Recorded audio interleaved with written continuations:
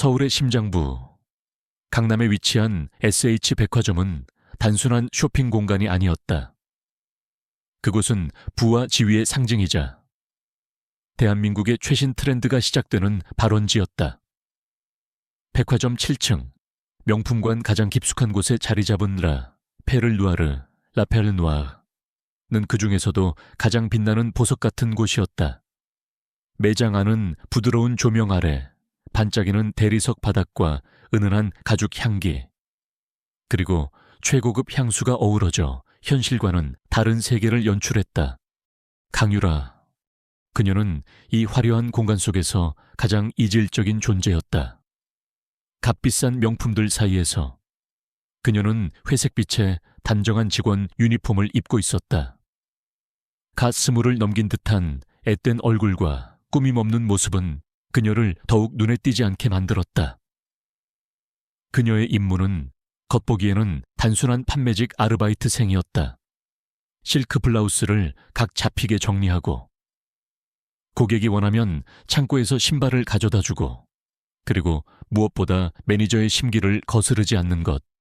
하지만 그녀의 진짜 임무는 달랐다. SH그룹 강태환 회장의 외동딸. 그녀는 지금 아버지의 제안에 따라 그룹의 가장 낮은 곳부터 경험하는 비밀 경영 수업을 받고 있는 중이었다. 누구도 그녀의 진짜 신분을 알지 못했다. 유라는 조용히 모든 것을 관찰하고 기록했다. 고객들의 미묘한 표정 변화, 직원들 사이에 보이지 않는 역학관계, 그리고 매장의 비효율적인 운영 시스템까지. 그녀의 눈은 단순한 아르바이트생의 눈이 아닌 미래의 경영자가 가진 날카로운 분석가의 눈이었다. 강유라 씨, 얼음장처럼 차가운 목소리가 그녀의 생각을 갈랐다. 박세연 매니저였다. 30 후반의 그녀는 머리부터 발끝까지 페를 누아르의 가장 비싼 신상품으로 치장하고 있었다. 그것은 마치 갑옷처럼 그녀의 불안감과 야망을 감싸고 있었다. 그녀는 거울에 비친 자신의 모습을 확인하며 삐딱하게 서서 유라를 쏘아보았다.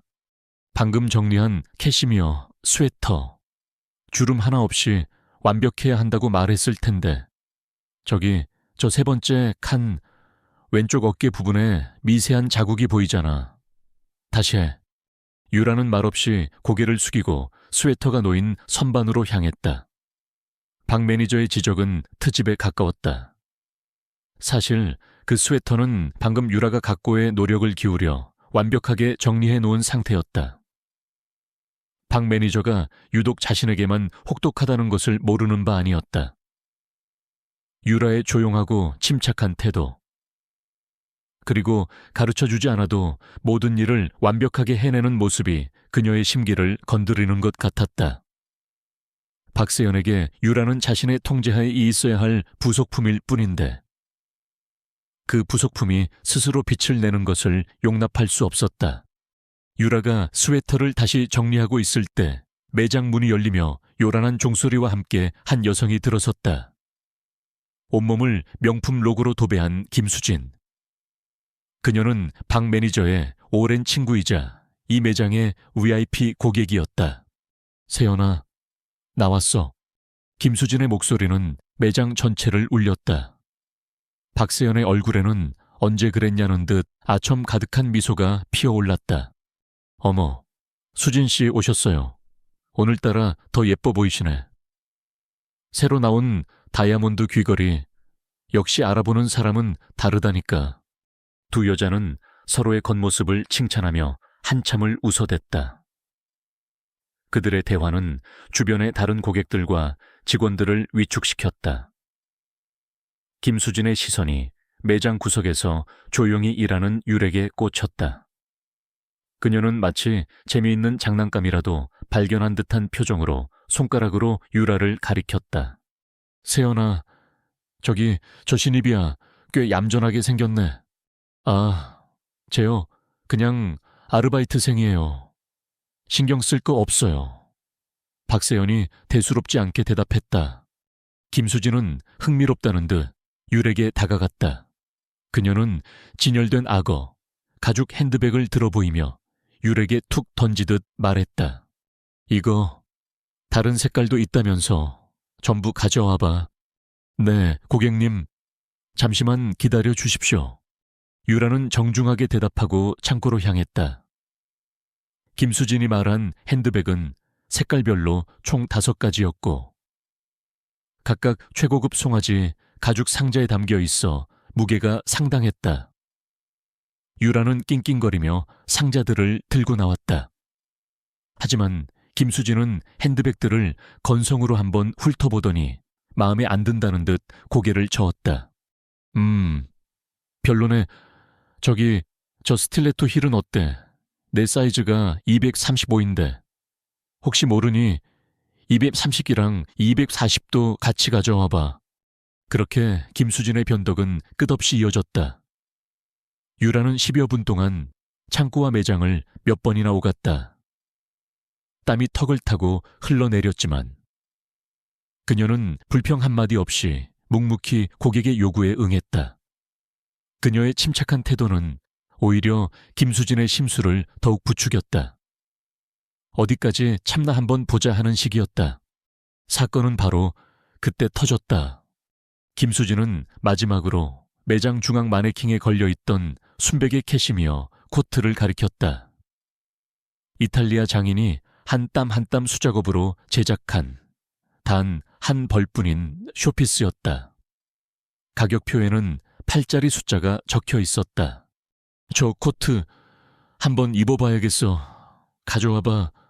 박 매니저조차 조심스럽게 다루는 그 코트를 유라는 하얀 장갑을 끼고 정중하게 마네킹에서 벗겨냈다. 그녀가 코트를 들고 김수진에게 다가가는 순간 김수진이 들고 있던 뜨거운 아메리카노 잔이 실수인 척 유라의 손을 향해 기울어졌다. 어머, 김수진의 과장된 비명과 함께 진한 갈색의 커피가 새하얀 캐시미어 코트 위로 쏟아졌다. 돌이킬 수 없는 얼룩이 순백에 천 위로 번져나갔다. 정적이 흘렀다. 매장에 있던 모든 사람들의 시선이 한 곳에 집중되었다. 가장 먼저 정적을 깬 것은 김수진이었다. 그녀는 자신의 손목을 부여잡으며 소리쳤다. 아, 뜨거워. 이 아가씨가 정말 조심성이 없게 어디다 커피를 쏟는 거야. 이 비싼 코트 어떡할 거야. 모든 책임이 유라에게 있다는 듯한 뻔뻔한 외침이었다. 유라는 어이가 없었다. 분명히 김수진이 고의적으로 잔을 기울이는 것을 느꼈다. 하지만 지금 이 상황에서 진실을 말해봤자 믿어줄 사람은 아무도 없었다. 박세연 매니저가 기다렸다는 듯이 달려왔다. 그녀는 코트의 얼룩을 보더니 사색이 되어 유라의 뺨이라도 때릴 듯한 기세로 소리쳤다. 강유라, 너 지금 무슨 짓을 한 거야? 눈이 있으면 똑바로 보고 다녔어야지. 이게 얼마짜리 코트인 줄 알아? 매니저님, 저는 어디서 감히 말대꾸야. 박세연은 유라의 말을 가차없이 잘랐다. 그녀는 VIP 고객인 김수진 앞에서 자신의 관리 능력을 보여주고 동시에 눈엣 가시였던 유라를 처리할 절호의 기회라고 생각했다. 고객님, 괜찮으세요? 놀라셨죠? 정말 죄송합니다.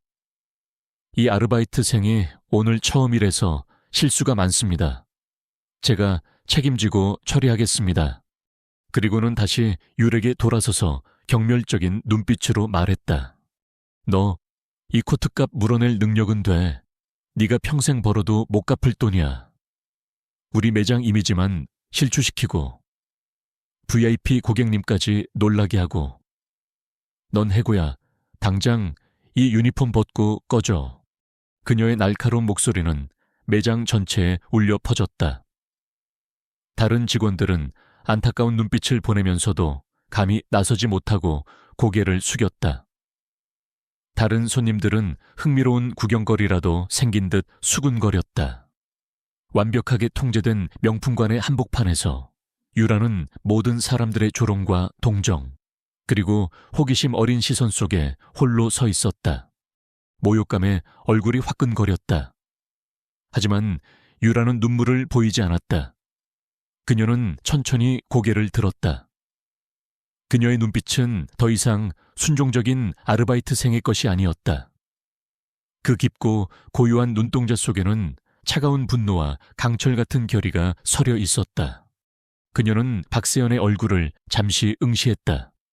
마치 그녀의 모든 것을 꿰뚫어 보는 듯한 시선이었다. 그리고는 매장 천장에 달려있는 반구형의 CCTV 렌즈를 향해 시선을 옮겼다. 그 짧은 순간 유라의 머릿속에서는 수만 가지 계산이 이루어지고 있었다. 아무 말 없이 유라는 입고 있던 회색 유니폼 조끼를 벗었다. 그리고는 마치 소중한 물건을 다루듯 반듯하게 개어 계산대 위에 올려놓았다. 마지막으로 자신의 이름이 적힌 명찰을 조끼 위에 올려놓았다. 그 어떤 소란이나 변명보다도 훨씬 더 강력하고 위압적인 침묵이었다. 박세연은 유라의 그런 태도에 오히려 당황했다.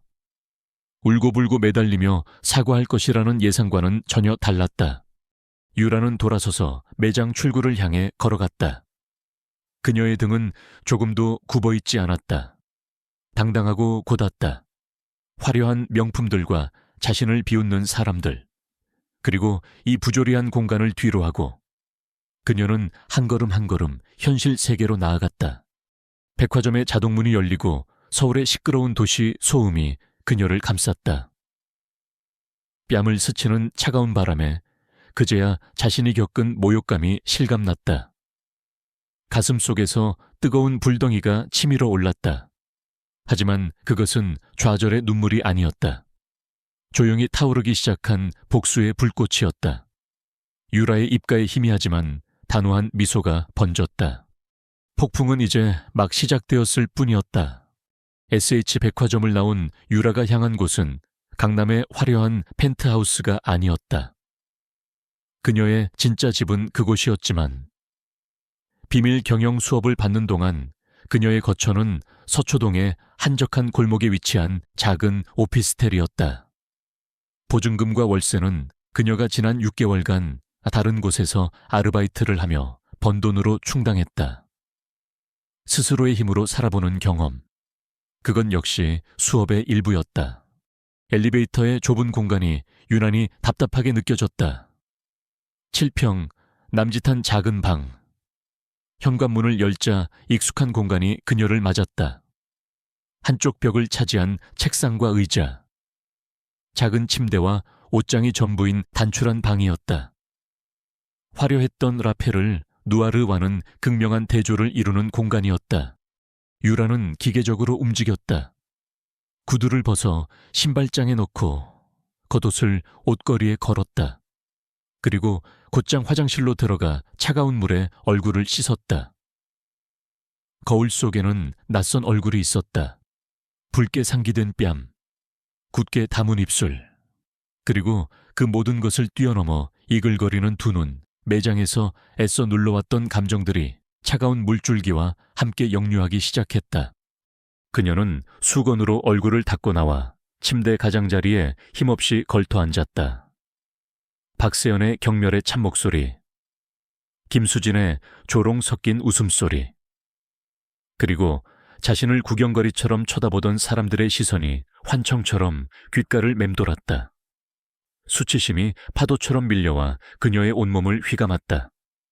심장이 쿵 하고 바닥으로 떨어지는 것 같았다. 단 한 통의 전화면 된다.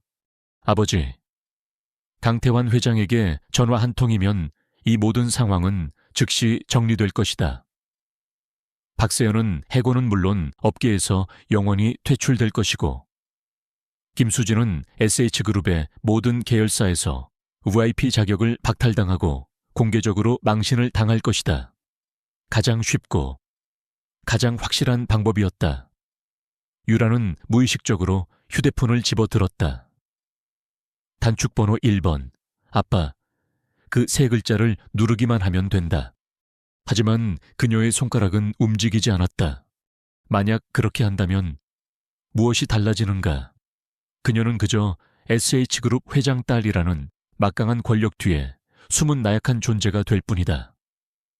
박세영 같은 사람은 또 다른 곳에서 또 다른 형태로 나타날 것이다. 힘없는 아르바이트생들은 여전히 부당한 대우를 받으며 눈물을 삼킬 것이다. 아버지가 자신에게 이 수업을 제안한 것은 이런 상황에서 권력을 휘두르는 법을 배우라는 것이 아니었다. 문제를 직시하고 그 근원을 파악하고 스스로의 힘으로 해결하는 능력을 키우길 원하셨다. 이것이 나의 첫 번째 시험대다. 유라는 휴대폰을 내려놓았다. 그녀의 눈빛이 달라지기 시작했다. 수치심과 분노가 가라앉은 자리에 냉철한 이성과 명료한 목표의식이 싹트고 있었다. 이것은 더 이상 개인적인 복수가 아니었다. 썩어빠진 뿌리를 찾아내 도려내는 외과수술이 되어야 했다. 박세현은 왜 그렇게까지 해야만 했을까? 단순한 성격 문제일까? 아니면 무언가를 필사적으로 감추기 위한 발악이었을까? 그 비싼 캐시며 코트에 쏟아진 커피는 어쩌면 거대한 빙산의 일각에 불과할지도 모른다. 유라는 자리에서 일어나 책상 앞에 앉았다. 노트북을 켜고 깨끗한 워드 파일을 열었다. 그녀는 라페를 누아르에서 근무하며 느꼈던 모든 의문점들을 하나씩 적어 내려가기 시작했다. 첫째, 비정상적으로 높은 재고 폐기율. 매달 말 보고서에는 고가의 의류나 잡화 몇 점이 고객 과실 혹은 배송 중 파손 등의 이유로 폐기 처리되었다. 하지만 유라는 실제로 그런 일이 일어나는 것을 거의 본 적이 없었다. 둘째, 특정 VIP 고객에게 집중된 과도한 할인. 박세현과 친분이 있는 몇몇 고객들은 회사 규정을 훨씬 뛰어넘는 수준의 할인을 받았다. 그 할인액은 고스란히 매장의 영업 손실로 잡혔지만 박세현은 언제나 본사에 보고할 때는 그럴듯한 이유를 만들어냈다. 셋째, 존재하지 않는 유령 직원. 급여 명세서에는 분명히 6명의 직원이 있었지만 실제로 매장에서 일하는 사람은 유라를 포함해 5명뿐이었다. 나머지 1명의 월급은 어디로 사라지는 것일까? 마지막으로 오늘 사건의 발단이 된 김수진, 그녀는 정말 순수한 의도의 VIP 고객일까? 아니면 박세현의 비리를 돕는 공범일까? 의문점들을 나열하고 나니 퍼즐 조각들이 조금씩 맞춰지는 기분이었다. 박세현의 불안감, 과도한 방어 기제, 그리고 신입인 자신에 대한 비정상적인 경계심, 이 모든 것이 하나의 가능성을 가리키고 있었다. 횡령, 조직적인 비리. 유라는 결심을 굳혔다. 이제는 행동에 나설 때였다. 하지만 혼자서는 할 수 없었다. 그녀에게는 정보가 필요했다. 매장의 모든 것이 기록된 데이터, 조작되지 않은 날것의 데이터가 필요했다. 그녀는 새 이메일 창을 열었다. 수신인은 단 1명, 최영진 실장. 최영진 실장은 아버지 강태환 회장의 그림자이자 가장 신뢰받는 오른팔이었다. 그룹의 모든 정보가 그를 통해 흐르고 회장의 모든 명령이 그를 통해 전달되었다. 그는 유라가 어릴 때부터 그녀를 지켜봐 온 삼촌 같은 존재이기도 했다. 유라는 신중하게 단어를 골라 이메일을 작성했다. 감정적인 호소나 개인적인 하소연은 단 한 줄도 넣지 않았다. 마치 숙련된 감사팀 직원이 보고서를 작성하듯 간결하고 논리적으로 써내려갔다. 제목 SH백화점 강남 본점 라페를 누아르. 매장 운영 관련 긴급 분석 요청. 수신 최영진 비서실장님. 참조. 최 실장님, 강유라입니다. 금일 17시경. 저는 라페를 누아르 매장에서 공식적으로 해고 통보를 받았습니다. 해당 사건은 단순한 고객과의 마찰이 아닌 매장 내 심각한 운영 및 윤리적 문제의 징후라고 판단됩니다. 저의 가설을 검증하고 문제의 근원을 파악하기 위해 다음 데이터에 대한 비공식적이고 안전한 접근 권한을 요청드립니다. 감사팀이나 내부 보고 라인을 거치지 않는 독립적인 조사가 필요합니다. 요청 데이터 목록 1. 라페를 누아르. 매장의 지난 24개월간 일일 판매 기록, POS 데이터 원본, 동기간 재고, 입출고 및 폐기 처리 기록 전체, 동기간 매장 근무 직원, 명단 및 급여 지급 내역 4, 등록된 VIP 고객 리스트 및 할인 적용, 상세 내역 캡처, 매장, 내외부, CCTV 영상, 원본 접근 권한, 특히 창고 및 매니저 사무실 주변, 접근 권한이 확보되는 즉시 초기 분석 결과와 함께 구체적인 행동 계획을 보고 드리겠습니다. 강유라 드림. 전송 버튼을 누른 유라는 길게 숨을 내쉬었다. 주사위는 던져졌다. 한편 그 시각 SH그룹 본사 34층 비서실.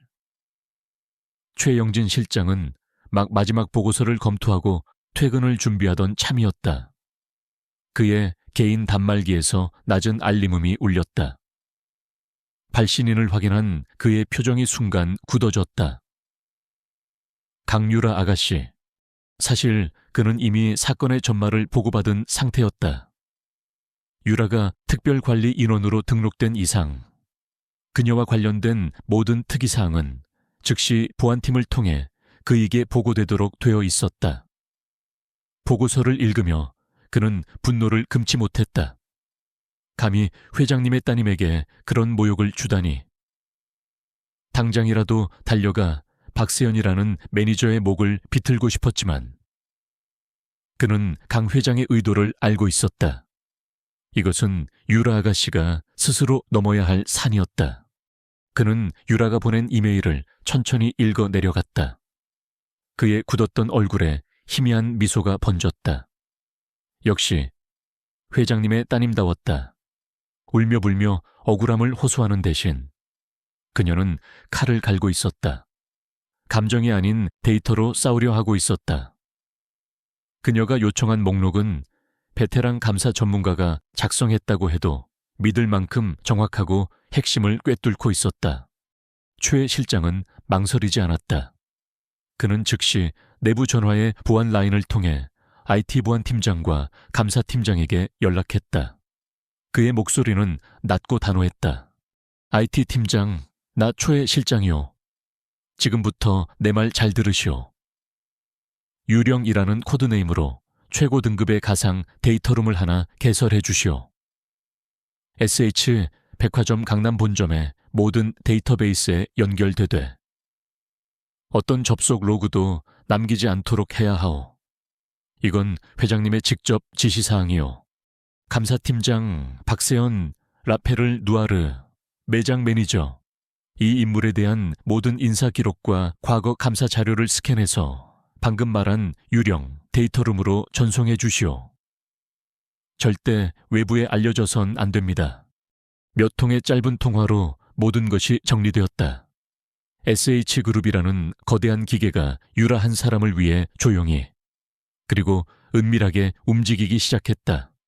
얼마 지나지 않아 유라의 오피스텔, 그녀의 암호화된 개인 노트북 화면에 새로운 메시지 창이 떴다. 최영진 실장이 보낸 메시지였다. 접근 권한이 승인되었습니다. 보안 링크를 전송했습니다. 부디 신중하게 움직이시길 바랍니다. 유라는 링크를 클릭했다. 화면에는 프로젝트 고스트라는 글자와 함께 수많은 데이터 폴더 목록이 나타났다. 그녀의 전쟁을 위한 무기고가 열린 것이다. 작은 오피스텔 방, 노트북의 차가운 불빛이 유라의 얼굴을 비췄다.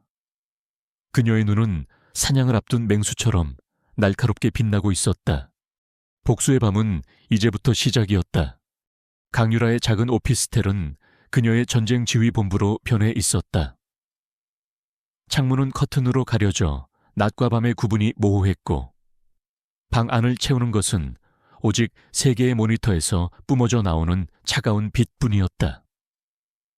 책상 위에는 식어 빠진 커피잔과 다 먹은 배달 음식 용기들이 쌓여갔지만 유라는 아랑곳하지 않았다.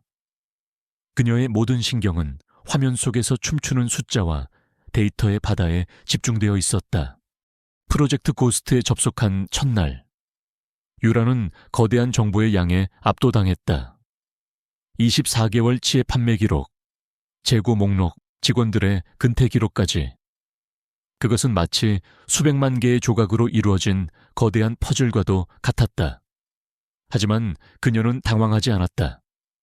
미국 최고의 대학에서 경영 분석학을 전공한 그녀에게 데이터는 가장 친숙한 언어였다. 그녀는 가장 먼저 라페를 누아르아의 전체적인 그림을 파악하기 시작했다. 지난 2년간의 월별 매출 추이, 주요 고객층 분석, 반품률, 재고 회전율 등 거시적인 지표들을 분석했다. 표면적으로 라페를 누아르는 SH 백화점의 효자 매장이었다. 매출은 꾸준히 상승 곡선을 그렸고, 특히 박세연이 매니저로 부임한 이후부터는 눈에 띄게 실적이 좋아졌다. 하지만 유라는 그 완벽해 보이는 실적 보고서 뒤에 숨겨진 미세한 불협화음을 감지했다. 이상해. 유라는 혼잣말을 하며 마우스를 움직였다. 특정 분기에 재고 폐기율이 비정상적으로 급증하는 패턴이 반복되고 있었다. 특히 고가의 한정판 제품들이 고객 과실로 인한 파손 혹은 배송 중 분실과 같은 애매한 사유로 대거 손실 처리되어 있었다. 하지만 같은 기간 매장의 CCTV 영상 어디에도 고객이 고가의 제품을 파손하거나 배송업체와 분쟁이 있었던 기록은 찾아볼 수 없었다. 유라는 분석의 범위를 좁혔다. 그녀는 손실 처리된 제품 목록과 POS 시스템의 판매 기록을 일일이 대조하기 시작했다. 수십만 개의 데이터를 넘나드는 지루하고 고된 작업이었다. 몇 시간 동안 화면을 들여다보느라 눈이 뻑뻑해질 무렵 마침내 그녀는 첫 번째 균열을 발견했다. 에르메스 버킨백, 에토프 색상 30 사이즈. 6개월 전 이 가방은 POS 데이터상으로는 한 VIP 고객에게 정상적으로 판매된 것으로 기록되어 있었다. 2천만 원이 넘는 금액이 법인카드로 결제되었다. 하지만 바로 다음 날 재고 관리 시스템에는 동일한 제품이 창고 이전 중 심각한 스크래치 발생으로 폐기 처리된 것으로 나타났다. 하나의 제품이 동시에 판매되고 폐기될 수는 없다. 이것은 명백한 모순이었다. 유라는 심장이 빠르게 뛰는 것을 느꼈다. 그녀는 해당 거래를 승인한 직원을 확인했다. 매니저 박세연, 결제에 사용된 법인카드의 소유주를 추적했다. 낯선 이름의 페이퍼 컴퍼니였다. 유라는 그 회사의 사업자 등록번호를 통해 등기부등본을 열람했다. 대표이사의 주소지는 박세연이 살고 있는 아파트의 바로 옆 동이었다. 찾았다. 유라의 입가에 쓴웃음이 번졌다. 이것은 정교하게 설계된 사기극이었다. 박세연은 유령 회사를 내세워 가상의 판매 실적을 올리고 그 돈을 빼돌린 뒤 실제 제품은 폐기 처리하는 방식으로 이중 장부를 만들어 온 것이다. 폐기 처리된 가방은 아마도 뒷거래를 통해 현금화되었을 것이다. 이것이 전부가 아니었다. 유라는 공급업체 목록을 파고들었다. 라페를 누아르는 수십 개의 해외 명품 브랜드와 직접 거래했지만 그 외에 밀라노 클래식 임포트나 파리지엔 셀렉트처럼 그럴듯한 이름을 가진 몇몇의 중간 공급업체들이 있었다. 유라는 이 업체들의 이름을 구글에 검색해 보았다. 예상대로였다. 변변한 웹사이트 하나 없었고 주소지는 전부 우편물 사서함으로 되어 있었다. 실체가 없는 유령 공급업체였다.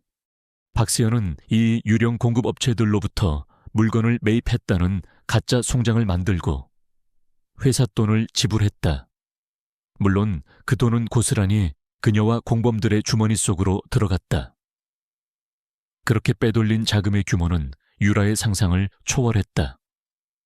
지난 2년간 이런 방식으로 횡령한 금액은 어림잡아도 수십억 원에 달했다.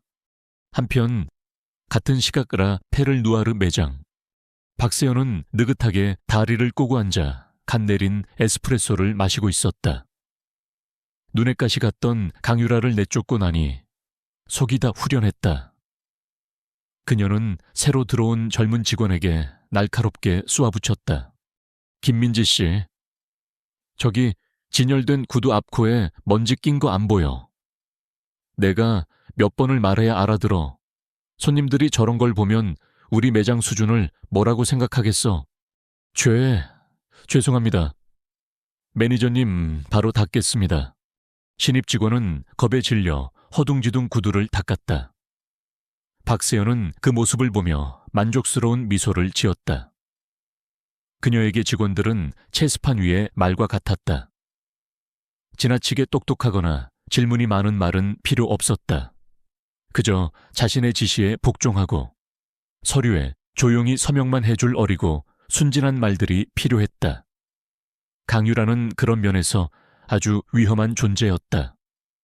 그녀의 조용하지만 모든 것을 꿰뚫어 보는 듯한 눈빛은 박세연을 항상 불안하게 만들었다. 진작에 내쫓았어야 했는데. 박세연은 생각하며 커피를 한 모금 더 마셨다. 그녀는 자신의 완벽한 범죄가 영원히 지속될 것이라고 굳게 믿고 있었다. 다시 유라의 오피스텔. 유라는 책상 옆에 놓인 화이트보드에 관계도를 그리기 시작했다. 중앙에 박세연의 이름을 크게 썼다. 그리고 그녀를 중심으로 선을 그어 유령 공급업체, 페이퍼 컴퍼니, 그리고 또 다른 이름을 연결했다. 바로 김수진이었다. 유라는 VIP 고객 관리 내역을 분석하며 또 다른 패턴을 발견했다. 박세연의 친구인 김수진은 상습적으로 고가의 물품을 구매한 뒤 며칠 만에 반품했다.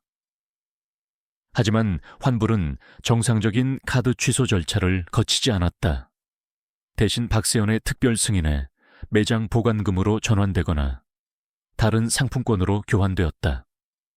이는 자금 세탁의 전형적인 수법이었다. 김수진은 검은 돈을 명품 구매에 사용한 뒤 그것을 깨끗한 현금성 자산으로 바꾸어 되돌려 받고 있었던 것이다. 이제 모든 조각이 맞춰졌다. 자신이 당한 모욕적인 해고는 단순한 감정 싸움이 아니었다. 그것은 자신의 범죄 왕국을 지키기 위한 박세연의 계산된 행동이었다. 그녀는 자신의 계획에 방해가 될 만한 작은 불씨조차 용납하지 않았던 것이다. 순종적이지 않은 직원, 너무 많은 것을 보려고 하는 직원은 그녀의 왕국의 위협이 되었다. 유라는 완성된 관계도를 물끄러미 바라보았다. 화려한 명품관의 벽 뒤에 숨겨진 추악한 진실이 한눈에 들어왔다. 이것은 한 개인의 일탈이 아니었다. 박세연을 중심으로 한 거미줄처럼 얽힌 범죄 네트워크였다. 하지만 데이터만으로는 부족했다. 이것들은 모두 정황 증거일 뿐 박세연이 법의 심판을 받게 하려면 결정적인 물증이 필요했다. 그녀가 직접 서명한 이중 장부나 범죄를 공모하는 목소리가 담긴 녹음 파일 같은 것, 혹은 모든 것을 증언해줄 내부 고발자, 유라의 뇌리에 한 사람의 얼굴이 스쳐 지나갔다. 3개월 전 갑자기 개인적인 사정으로 퇴사했던 격리 담당 직원, 이은영 과장. 그녀는 항상 박세연의 눈치를 보며 불안에 떨고 있었다. 어쩌면 그녀는 모든 진실을 알고 있을지도 모른다. 유라는 새로운 목표를 설정했다. 이은영 과장을 찾아라. 그녀는 노트북 화면을 닫았다. 창밖은 이미 짙은 어둠에 잠겨 있었다. 꼬박 이틀 밤을 사운 그녀의 몸은 청은망은 무거웠지만 정신은 그 어느 때보다도 맑았다. 이제 방역의 서막이 오르고 있었다. 강유라의 다음 목표는 명확했다. 전직 격리 담당자 이은영 과장을 찾는 것. 하지만 회사 인사 데이터베이스에 직접 접근하는 것은 위험했다. 박세연이 의심의 낌새를 채고 흔적을 지울 수도 있었다. 유라는 디지털 세계의 그림자 속으로 더 깊이 파고들었다. 그녀는 과거 이 과장과 잠시 나눴던 대화를 기억해냈다. 그녀의 아들이 다니는 초등학교. 그녀가 주말마다 찾는다는 작은 성당. 그녀가 즐겨 읽던 작가의 이름. 유라는 이 사소한 정보 조각들을 조합하여 소셜미디어와 동창회 네트워크를 샅샅이 뒤졌다. 몇 시간의 끈질긴 추적 끝에 그녀는 마침내 단서를 찾아냈다. 이은영 과장이 최근 경기도 외곽의 한적한 동네에 작은 북카페를 열었다는 포스팅이었다. 다음 날 아침, 유라는 낡은 청바지와 평범한 티셔츠 차림으로 그곳을 찾았다. 카페의 이름은 쉼표. 그 이름처럼 번잡한 도시의 삶에서 한 걸음 비켜난 듯한 고요하고 아늑한 공간이었다. 책장에는 헌 책들이 가득했고 공기 중에는 커피 향과 오래된 종이 냄새가 섞여 있었다. 카운터 뒤에서 앞치마를 두르고 조용히 책을 읽고 있던 이은영은 유라를 보자마자 사색이 되었다. 그녀의 손에 들려있던 책이 바닥으로 떨어졌다. 강유라 씨. 그녀의 목소리는 미세하게 떨리고 있었다. 그녀의 눈에는 반가움이 아닌 공포와 경계심이 가득했다. 마치 빚쟁이라도 만난 사람처럼. 어떻게 여길 박 매니저가 보냈나요? 유라는 그녀의 반응을 예상했다는 듯 부드럽게 고개를 저었다. 아닙니다. 과장님, 저도 며칠 전에 해고당했어요. 유라는 꾸밈없이 담담하게 그날 있었던 일을 설명했다. 값비싼 코트와 커피, 그리고 모두가 보는 앞에서 겪어야 했던 모욕까지. 이은영은 유라의 이야기를 듣는 내내 굳은 표정으로 입술을 깨물었다. 유라의 이야기가 끝나자 그녀는 깊은 한숨을 내쉬며 말했다. 그럴 줄 알았어요. 그 여자 밑에서 온전히 나가는 사람은 없죠. 똑똑하고 일 잘하는 사람일수록 더. 유라는 이은영이 마음의 문을 조금 열었다고 판단하고 결정적인 카드를 꺼내 들었다. 그녀는 자신의 태블릿 PC를 꺼내 화면을 이은영 쪽으로 돌렸다. 화면에는 그녀가 밤새 정리한 데이터와 관계도가 펼쳐져 있었다. 유령 공급업체들의 이름, 페이퍼 컴퍼니의 등기부등본, 김수진의 비정상적인 거래 내역까지. 과장님, 이건 단순히 박 매니저의 성격 문제가 아니에요. 이건 조직적인 범죄입니다. 이은영의 눈이 흔들렸다. 화면에 떠있는 익숙한 회사 이름들과 숫자들을 보며 그녀의 얼굴이 창백해졌다. 그녀는 박세연의 지시로 어쩔 수 없이 처리해야만 했던 거짓된 전표들을 떠올렸다. 저는 아무것도 몰라요. 아무것도 본 적 없습니다.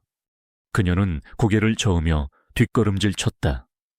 공포가 그녀를 지배하고 있었다. 박세연이 그녀를 협박하며 했던 말이 귓게 생생했다. 이 일에 대해 한마디라도 외부에 발설하면 당신 아들은 무사하지 못할 거야. 유라는 자리에서 일어나 그녀에게 다가갔다. 위협적인 태도가 아닌 진심 어린 눈빛으로 그녀를 바라보며 말했다. 과장님 심정 이해해요. 두렵다는 거 알아요. 하지만 이대로 둔다면 박세영 같은 사람은 계속해서 다른 사람들을 짓밟고 자기 배를 채울 거예요. 과장님처럼 억울하게 쫓겨나는 사람이 또 나올 거고요. 유라는 목소리를 낮춰 결정적인 한마디를 덧붙였다. 제가 가진 힘을 전부 동원해서 과장님과 가족분들을 지켜드리겠다고 약속합니다. 이 사건 단순한 매장 차원에서 끝나지 않을 겁니다. 저는 이걸 그룹 회장님께 직접 보고할 방법을 가지고 있어요. 박세연이 다시는 과장님 앞에 나타나지 못하게 만들 수 있습니다. 회장이라는 말에 이은영의 눈이 커졌다. 그녀는 유라의 얼굴을 뚫어지게 쳐다보았다. 평범한 아르바이트생이라고 생각했던 젊은 여직원. 하지만 그녀의 눈빛에는 보통 사람에게서는 찾아볼 수 없는 확신과 힘이 있었다. 이은영은 오랜 갈등 끝에 마침내 무언가를 결심한 듯 자리에서 일어났다. 그녀는 카페 안쪽의 작은 방으로 유라를 안내했다. 방 한 구석, 낡은 금고 안에서 그녀는 먼지 쌓인 검은색 가죽 수첩 하나를 꺼냈다. 박 매니저의 지시로 거짓 전표를 만들 때마다 너무 불안해서 잠을 잘 수가 없었어요. 그래서 만약을 대비해 저만의 장부를 만들어뒀어요. 박 매니저가 모르는 진짜 장부요. 이은영은 떨리는 손으로 수첩을 펼쳤다. 그 안에는 날짜, 금액, 가짜 송장 번호, 그리고 돈이 흘러들어간 유령 회사의 이름까지. 박세연의 모든 비리 내역이 삐뚤빼뚤하지만 정확한 글씨로 기록되어 있었다. 그것은 박세연의 범죄를 입증할 결정적인 증거. 스모킹 건이었다. 이걸 드릴게요. 부디 모든 것을 바로잡아 주세요. 유라는 수첩을 건네받았다. 얇은 수첩이었지만 그 무게는 청운망은처럼 느껴졌다. 그것은 한 사람의 용기이자 정의를 향한 마지막 희망이었다. 한편 라펠을 누아르의 박세연은 원인 모를 불안감에 휩싸여 있었다. 본사 감사팀에 있는 동기로부터 좋지 않은 소문을 들었기 때문이다. 정기 감사가 갑자기 앞당겨질 수도 있으며 회장 직속에 특별 감사팀이 꾸려졌다는 흉흉한 소문이었다. 설마 그 애 때문인가? 박세연은 강유라를 떠올렸다. 해고당하던 날 너무나도 침착하고 당당했던 그녀의 눈빛이 마음에 걸렸다. 혹시 그녀가 어딘가에 억울함을 호소한 것은 아닐까 하니 그럴 리 없다. 고작 아르바이트생 하나가 뭘 할 수 있겠는가. 그녀는 애써 불안감을 떨치려 했지만 한번 피어오른 의심은 걷잡을 수 없이 커져갔다. 결국 그녀는 증거인멸을 결심했다. 그날 밤 박세연은 모두가 퇴근한 뒤 홀로 매장에 남았다. 그녀는 자신의 사무실 문을 잠그고 지난 2년간 모아온 이면 계약서와 가짜 송장들을 꺼내 들었다. 이것만 없애면 돼. 그럼 아무도 모를 거야. 그녀는 서류들을 문서 세당이 안으로 밀어 넣었다. 드르륵 하는 소음이 고요한 매장 안에 섬뜩하게 울려 퍼졌다. 그녀는 자신의 컴퓨터 하드디스크를 포맷하고 업무용 휴대폰에 모든 기록을 삭제했다. 완벽한 범죄를 꿈꾸며 그녀는 자신의 흔적을 지우는 데에만 혈안이 되어 있었다. 하지만 그녀는 알지 못했다. 그녀의 모든 행동이 천장에 달린 작은 CCTV 렌즈를 통해 고스란히 녹화되고 있다는 사실을. 유라의 요청에 따라 최 실장은 이미 보안팀을 시켜 매니저 사무실 주변의 CCTV 영상을 실시간으로 백업하도록 조치해둔 상태였다. 박세연이 증거를 인멸하려 발버둥치는 그 모습 자체가 그녀의 유죄를 입증하는 또 하나의 강력한 증거가 되고 있었다. 같은 시각 유라의 오피스텔. 유라는 이은영에게 받은 검은 수첩의 마지막 장을 넘기고 있었다. 그리고 그녀의 다른 모니터 화면에는 박세연이 사무실에서 허둥지둥 서류를 파쇄하는 실시간 영상이 재생되고 있었다. 하늘의 그물은 넓고도 넓어 결코 놓치는 법이 없다고 했던가. 박세연은 스스로 자신의 목을 조르고 있었다. 거대한 그물은 이미 그녀의 머리 위에서 서서히 그리고 확실하게 오므려지고 있었다. 이제 마지막 한 수만이 남아 있었다. SH그룹 본사 33만 층. 회장실. 거대한 통유리창 너머로 서울의 스카이라인이 파노라마처럼 펼쳐져 있었다. 그러나 강태환 회장의 시선은 창밖 풍경이 아닌 책상 위에 놓인 태블릿 PC에 고정되어 있었다. 그의 앞에는 최영진 실장이 고개를 숙인 채 서 있었다. 태블릿 화면에는 유라가 정리한 보고서가 띄워져 있었다. 유령 회사와의 거래 내역, 부풀려진 실적 데이터, 이은영 과장이 목숨처럼 지켜온 비밀 장부의 스캔 파일, 그리고 마지막으로 박세연이 자신의 사무실에서 증거를 파쇄하는 모습이 담긴 CCTV 영상. 회장실 안에는 무거운 침묵이 흘렀다. 강태환 회장은 말이 없었다.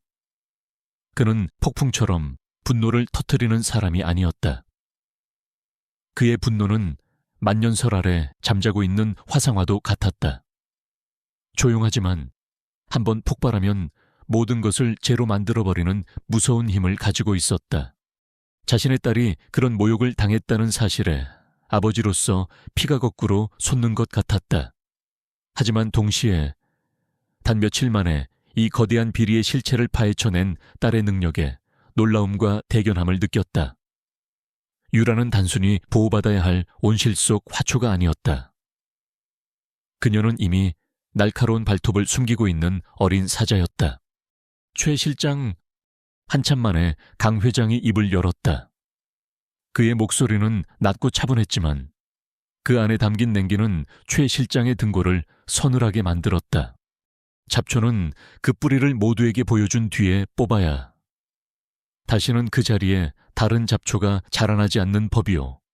명심하겠습니다. 회장님, 내일 오전 강남 본점에 깜짝 방문을 하겠소. 백화점 사장 이하 모든 임원들에게는 10분 전에만 통보하시오. 그리고 라페르 누아르 매장에는 내가 도착하기 직전에 알리도록. 그의 눈빛이 차갑게 빛났다. 사냥을 앞둔 포식자의 눈빛이었다. 그는 단순히 한 명의 부패한 관리자를 해고하는 것에서 끝낼 생각이 없었다. 그는 이 사건을 본보기로 삼아 그룹 전체에 퍼져 있을지 모를 안일함과 부정을 뿌리 뽑을 생각이었다.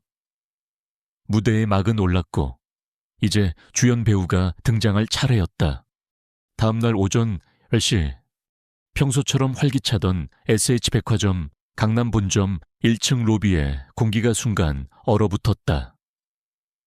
번호판 없는 검은색 세단 여러 대가 정문 앞에 유령처럼 멈춰 서더니 뒷문이 열리고 강태환 회장이 모습을 드러냈다. 그의 옆에는 그림자처럼 최영진 실장이 뒤따랐고 그 뒤로 딱딱한 표정의 수행원들이 따랐다. 그의 등장을 가장 먼저 알아본 것은 신입 도어맨이었다. 그는 입사교육 때 사진으로만 보았던 그룹의 총수가 눈앞에 나타나자 하마터면 들고 있던 무정이를 떨어뜨릴 뻔했다. 회장님이십니다. 그의 다급한 외침은 백화점 내부 통신망을 통해 순식간에 퍼져나갔다. 그것은 마치 벌집을 건드린 것과 같은 효과를 낳았다. 15층 사장실에서 보고를 받던 백화점 사장의 얼굴이 하얗게 질렸다. 각 층을 순시하던 임원들은 하던 일을 멈추고 미친 듯이 1층으로 뛰어 내려오기 시작했다. 그들의 머릿속은 온통 왜?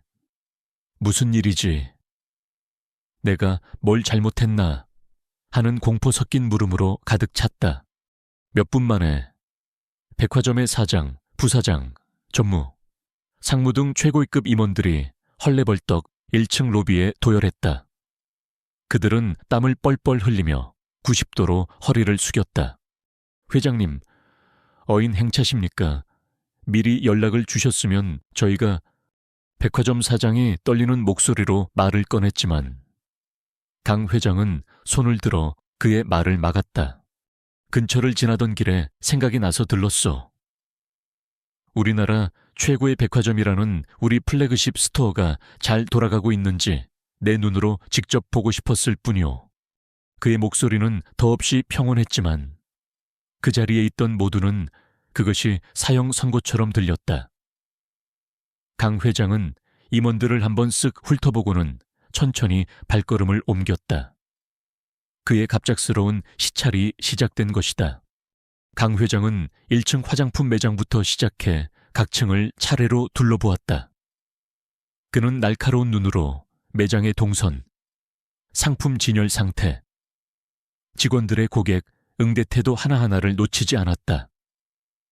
그는 가끔씩 멈춰서서 이 브랜드의 이번 시즌 주력 상품이 무엇이오? 저쪽 조명이 너무 어두운 것 아닌가? 와 같은 날카로운 질문을 던졌고 그때마다 담당 임원들은 식은땀을 흘리며 대답해야 했다. 1시간가량의 숨막히는 시찰이 끝나갈 무렵 강 회장은 엘리베이터 앞에서 7층 버튼을 누르며 무심하게 말했다. 7층 명품관이 실적이 좋다고 들었어. 특히 라페를 누아르라는 매장이 아주 뛰어나다고 하던데 한번 가봅시다. 백화점 사장은 이 말을 듣고 안도의 한숨을 내쉬었다.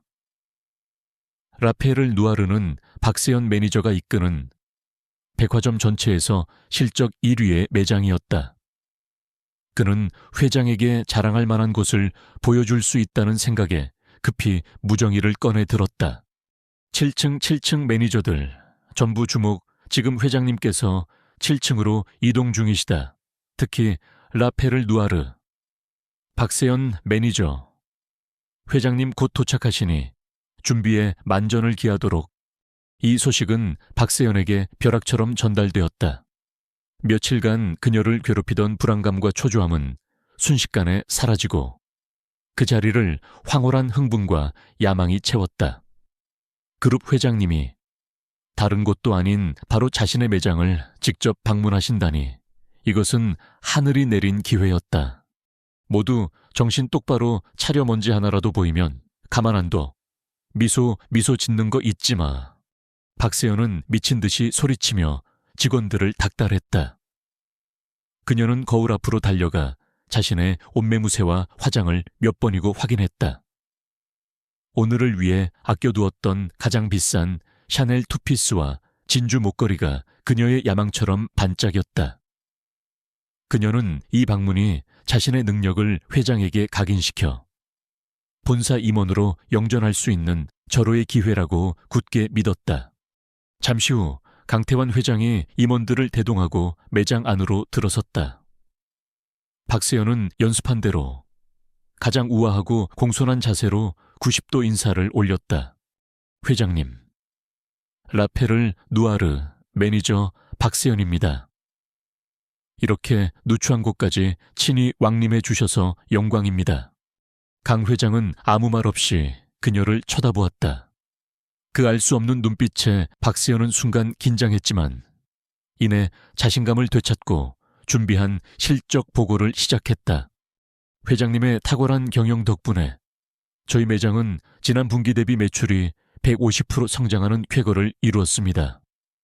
특히 저희가 단독으로 수입하는 이탈리아 명품 라인은 그녀는 자신이 조작한 거짓된 숫자들을 막힘없이 읊어댔다.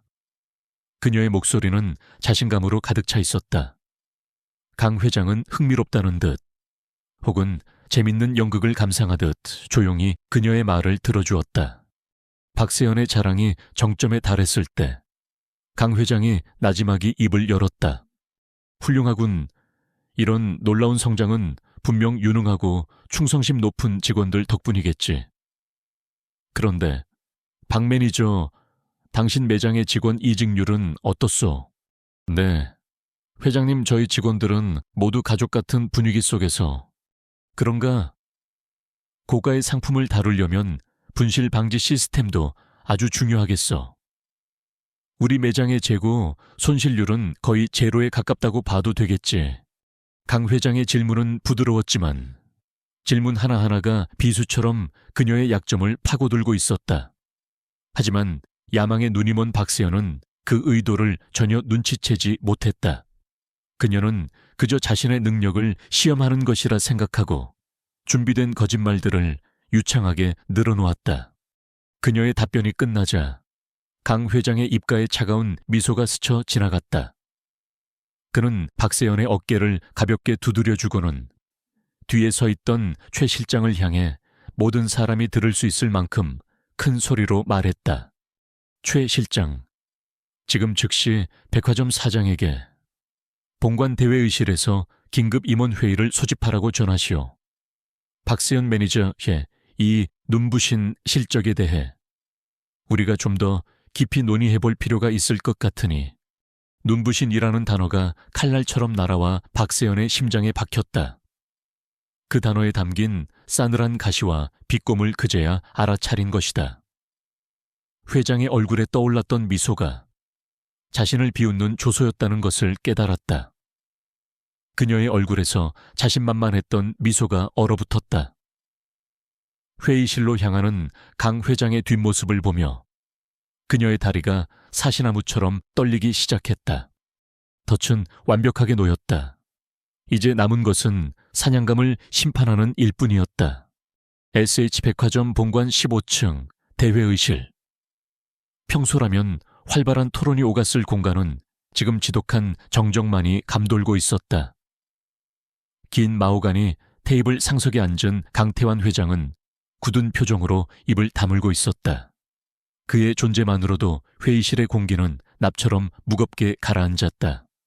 백화점 사장을 비롯한 임원들은 마치 재판을 기다리는 죄수처럼 창백한 얼굴로 자리를 지키고 있었다. 박세연은 그들 사이에 앉아 있었다. 그녀는 애써 태연한 척 허리를 꼿꼿이 세우고 있었지만 테이블 아래에서 두 손을 불안하게 꼼지락거리는 것까지는 숨기지 못했다. 강 회장은 일부러 침묵의 시간을 길게 끌었다. 그 시간이 길어질수록 임원들의 공포는 더욱 커져갔다. 마침내 그가 입을 열었다. 박세연 매니저. 그의 부름에 박세연의 어깨가 움찔했다. 다시 한번 그대의 헌신에 감사를 표하오. 한 매장의 매출을 이 정도로 끌어올린 걸 보면 백화점 사장께서도 그대의 능력을 높이 평가하고 있겠지. 그렇소, 김 사장. 강 회장은 백화점 사장에게 시선을 돌렸다. 갑작스러운 질문에 김 사장은 입에 흐르는 땀을 닦으며 더듬거렸다. 네, 회장님, 박 매니저는 저희 백화점의 보물 같은 인재입니다. 보물이라. 강 회장은 의미심장한 미소를 지었다. 바로 그때 굳게 닫혀있던 회의실 문이 조용히 열렸다. 최영진 실장이 문을 열자 한 사람이 안으로 들어섰다. 강유라였다. 오늘 그녀는 더 이상 회색 유니폼을 입은 아르바이트생이 아니었다. 몸에 꼭 맞는 단정한 네이비색 바지 정장, 깔끔하게 묶어 올린 머리, 그리고 차갑도록 이성적인 눈빛. 그녀의 모습에서는 더 이상 어리숙함을 찾아볼 수 없었다. 자신감과 지성으로 무장한 날카로운 전문가의 모습이었다. 박세연은 유라의 등장을 보고 경악을 금치 못했다. 저 애가 왜 여기에 분노가 머리끝까지 치밀어 오른 그녀는 자리에서 벌떡 일어났다. 회장님, 이게 무슨 경우입니까? 어떻게 저런 미천한 아르바이트생을 이런 중요한 회의에 들일 수 있단 말입니까? 저 아이는 회사 기물까지 파손하고 무단으로 결근하여 제가 직접 해고한 직원입니다. 그녀의 날카로운 외침이 회의실에 울려 퍼졌다. 하지만 강 회장은 눈 하나 깜짝하지 않았다. 그는 오히려 박세연의 발악을 무시하고 유라를 향해 손짓했다. 모두 조용히 하시오. 오늘 우리는 라페를 누아르 매장의 운영 효율성에 대한 심도 깊은 분석을 위해 특별 컨설턴트 한 분을 모셨소. 강유라 씨, 준비됐으면 시작하시오. 특별 컨설턴트. 그 말에 회의실이 다시 술렁였다. 유라는 아무 말 없이 자신의 태블릿 PC를 회의실 정면의 대형 스크린에 연결했다. 그녀는 박세연의 분노에 찬 시선을 피하지 않고 오히려 똑바로 마주보며 차분하게 입을 열었다. 안녕하십니까? 강유라입니다. 지금부터 라페를 누아르 매장의 지난 2년간의 운영 실태에 대한 분석 결과를 보고 드리겠습니다. 그녀의 목소리는 떨림 없이 명확했다. 스크린에 첫 번째 자료가 나타났다. 박세연이 제출했던 화려한 실적 보고서와 서버에서 직접 추출한 실제 판매 데이터가 나란히 비교되어 있었다. 부풀려진 숫자와 조작된 그래프가 붉은색으로 선명하게 표시되었다. 보시는 바와 같이 보고된 매출과 실제 매출 사이에는 평균 30% 이상의 괴리가 존재합니다. 이 차액은 어디로 사라진 것일까요? 박세연의 얼굴이 하얗게 질리기 시작했다. 유라는 멈추지 않았다. 다음 화면에는 밀라노 클래식 임포트 같은 유령 공급업체들의 이름과 송장이 띄워졌다. 그리고 그 옆에는 해당 업체들이 실체가 없는 페이퍼 컴퍼니임을 증명하는 기업 정보 보고서가 나타났다. 박세연 매니저는 이 유령 업체들로부터 물건을 매입한 것처럼 서류를 조작하여 지난 2년간 약 34억 원의 회사 돈을 횡령했습니다. 다음 증거는 이은영 과장의 검은 수첩이었다. 수첩의 각 페이지가 스캔되어 화면에 나타났다. 날짜별로 꼼꼼하게 기록된 비자금 내역은 그 어떤 변명도 허용하지 않는 명백한 증거였다. 이 장부는 박 매니저의 협박에 못 이겨 퇴사한 전직 격리 담당자가 양심의 가책을 느끼며 만약을 대비해 기록해 둔 것입니다. 회의실에 앉아있던 임원들의 입에서 탄식이 터져 나왔다. 그들은 이제 사태의 심각성을 깨닫고 공포에 질린 눈으로 박세연을 쳐다보았다. 마지막으로 스크린에는 CCTV 영상이 재생되었다. 며칠 전 밤, 박세연이 자신의 사무실에서 다급하게 서류를 파쇄하고 컴퓨터를 조작하는 모습이 고스란히 담겨 있었다. 자신의 범죄 현장을 스스로 증명하는 희대의 코미디 같은 영상이었다. 영상이 끝나자 박세연은 완전히 이성을 잃었다. 그녀는 미친 사람처럼 자리에서 일어나 소리쳤다. 거짓말이야. 전부 저 계집애가 꾸며낸 거라고. 내가 자기를 해고한 것에 앙심을 품고 전부 조작한 거야. 회장님, 저런 가난하고 비천한 아르바이트생의 말을 믿으시면 안 됩니다. 저 같은 충성스러운 관리자를 믿으셔야죠. 그녀는 유라를 손가락으로 가리키며 악을 썼다. 그것이 그녀의 마지막 발악이자 스스로의 무덤을 파는 행위였다. 모든 시선이 다시 강태환 회장에게로 향했다. 회의실을 짓누르던 침묵 속에서 강태환 회장이 천천히 자리에서 일어섰다. 그의 목소리는 분노로 가득 찼지만 이상하리만치 고요했다. 그 고요함이 더 큰 공포를 자아냈다. 그는 테이블을 돌아 박세연의 앞에 섰다. 박세연 매니저, 그대는 충성을 말하지만 지난 몇 년간 회사의 등을 치며 자신의 배를 불려왔소. 그대는 신분을 말하지만 그대보다 약한 위치에 있는 사람들을 벌레처럼 짓밟아왔지. 그는 잠시 말을 멈추고 회의실의 모든 사람들을 둘러보았다. 그리고는 유라를 향해 손짓했다. 그리고 그대는 이 사람을 가난하고 비천한 아르바이트생이라고 불렀어.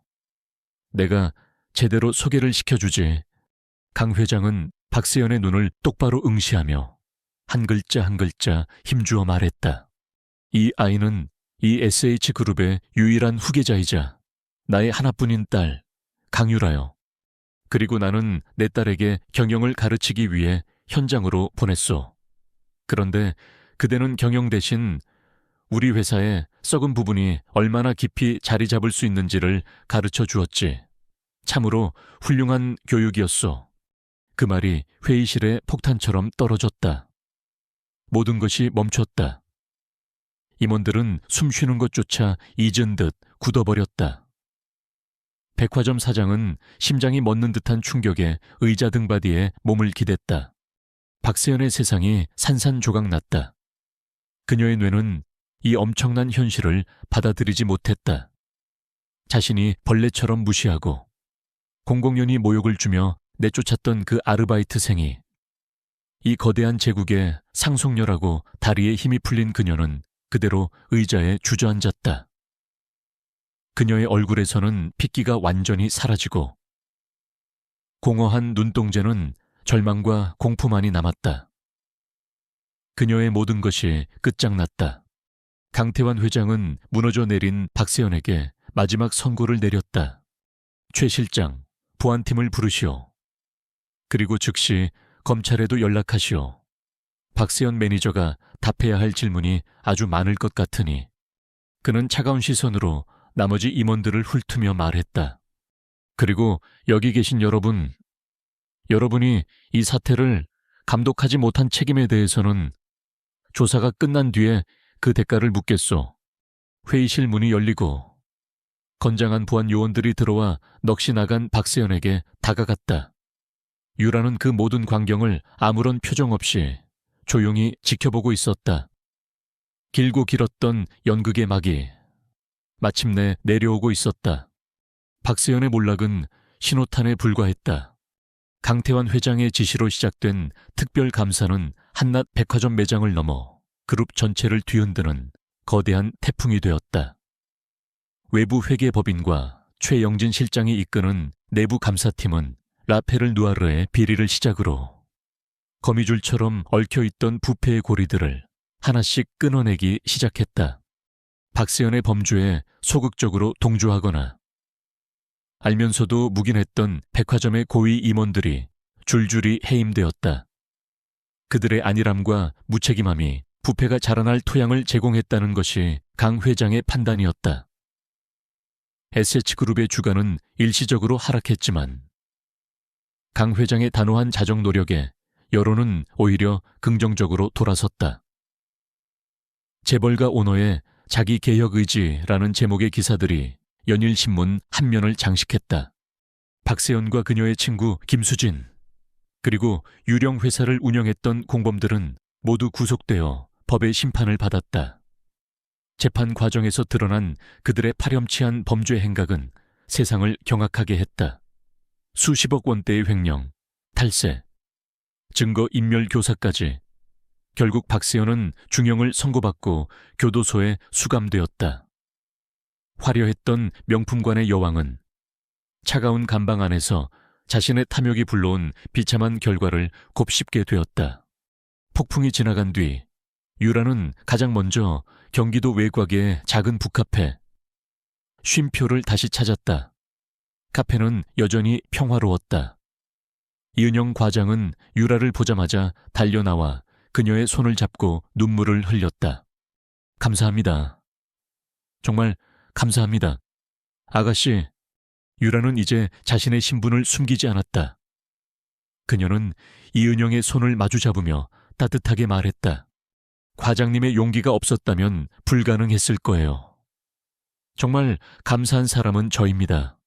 유라는 그녀에게 감사 인사만 전하러 온 것이 아니었다. 과장님의 정직함과 꼼꼼함은 우리 그룹에 꼭 필요한 자산입니다. 본사 감사실 산하에 새로 만들어지는 내부 감사 감독팀의 팀장직을 맡아주시겠어요? 현장의 목소리를 듣고 제2의 박세연이 나오지 않도록 감시하는 중요한 역할입니다. 이은영은 자신의 귀를 의심했다. 범죄의 공모자라는 죄책감에 시달리던 자신에게 부정을 감시하는 역할을 맡아달라는 것이었다. 유라는 그녀의 아들을 위한 SH그룹 장학재단의 전액 장학금 증서까지 내밀었다. 이은영은 더 이상 거절할 수 없었다. 그녀는 눈물을 닦고 새로운 삶을 향해 고개를 끄덕였다.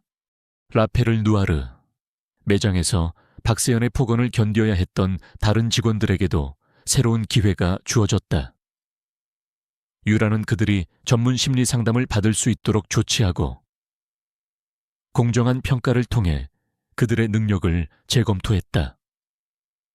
박세연에게 먼지가 많다며 구박받던 신입사원 김민지는 성실함을 인정받아 정직원으로 채용되고 본사의 매니저 양성 과정에 참여하게 되었다. 모든 것을 제자리로 돌려놓은 뒤 유라는 아버지의 회장실을 찾았다. 강태환 회장은 창밖을 보며 서 있다가 딸이 들어오자 조용히 돌아섰다. 힘들었을 텐데 잘해주었다. 그의 목소리에는 깊은 대견함과 미안함이 섞여 있었다. 아니에요. 아버지, 꼭 필요했던 경험이었어요. 유라는 담담하게 대답했다. 저는 지난 몇 주간 하버드의 경영학 수업에서는 결코 배울 수 없었던 것들을 배웠어요. 우리 그룹의 이름이 가진 무게, 그리고 그 이름 아래에서 일하는 수많은 사람들의 삶의 무게를요. 이제야 조금은 알 것 같아요. 아버지가 왜 저를 그곳으로 보내셨는지. 그녀는 더 이상 어리광을 부리는 딸이 아니었다. 시련을 통해 스스로 성장한 한 명의 독립된 리더였다. 강 회장은 흐뭇한 미소를 지으며 그녀에게 다가왔다. 이제 너에게 어울리는 자리를 주어야겠구나. 상속녀로서의 자리가 아니다. 너 스스로의 힘으로 얻어낸 자리를 말이다.